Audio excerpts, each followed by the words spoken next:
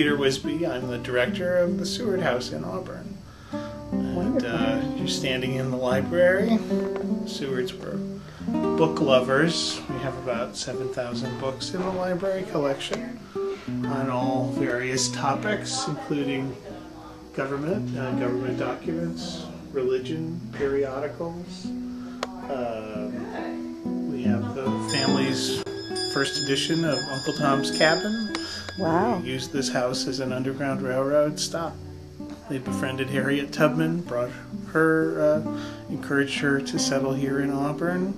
They were really integral to so many things that were going on in Auburn in the 19th century. In the country. And in the country. We can talk about the Sewards from a local, from a state, a national, and an international perspective. Definitely. Thank you so much for letting me come and tape. This is wonderful. Let me tell you a little bit about the museum. The Sewards were pack rats of their stuff, and the house remained in the Seward family from 1816 when it was built until 1951 when it became a museum. This is the area that Mr. Seward called his diplomatic gallery, and there are pictures of kings and queens and foreign ministers, people that he came in contact with as Secretary of State, and he began to acquire their pictures and hang them in the parlor of his Washington home. And then at his retirement, he brought the collection back here to hang in Auburn. We have about 130 world leaders. There's some really interesting historical characters. The Emperor of Japan, the King of Siam. He's the Anna and the King. Right.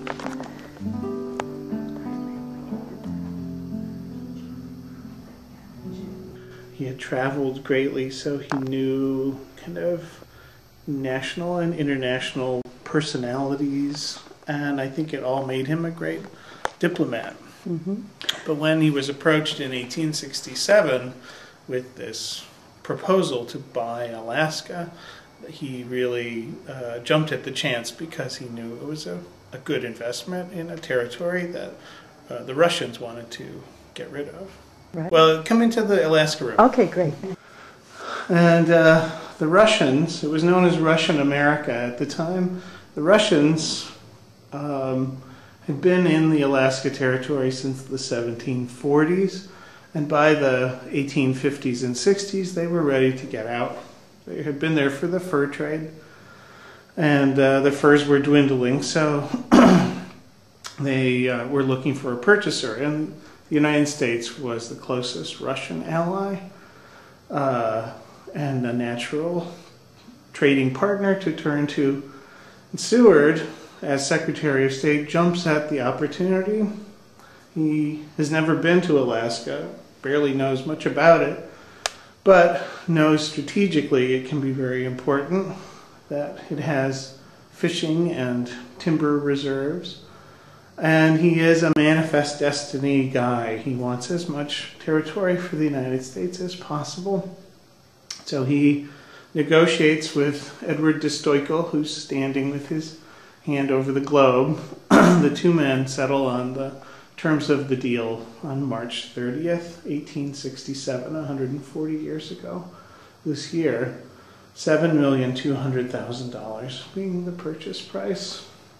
Now, for most Americans who saw this as just a big frozen wasteland, they did think of it as an icebox or a folly.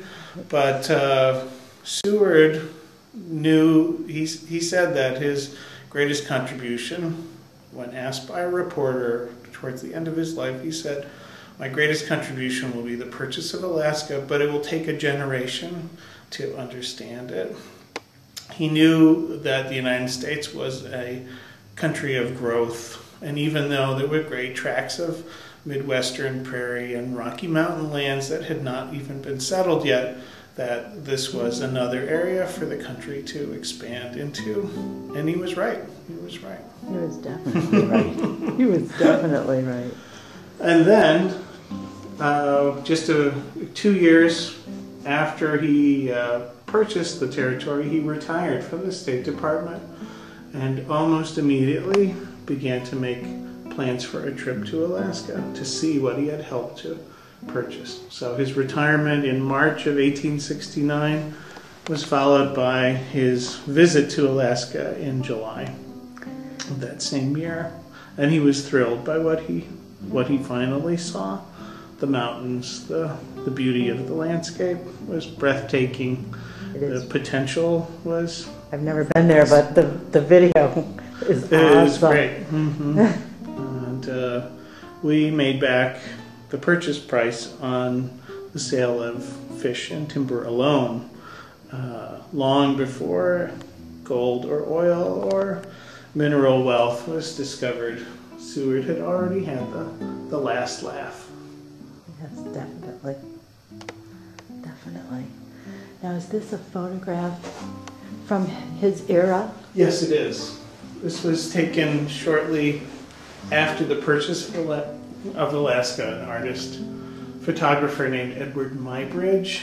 I know who he is. He's the motion, animals in motion photographer. Yeah. He was a landscape photographer in San Francisco and went to Alaska in 1868 to shoot images along the way. Mm-hmm. And so these would definitely be the kinds of sites and villages that Seward would have stopped in the following year. It's a great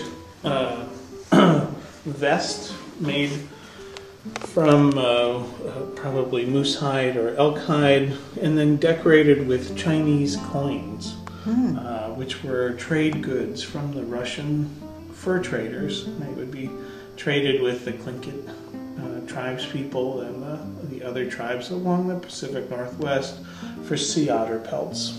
And when Seward went to Alaska, he purchased or was given a lot of these gifts to bring back to Auburn. He also brought back an Eskimo dog and a bald eagle with a damaged wing. Really? It lived here in the garden for a couple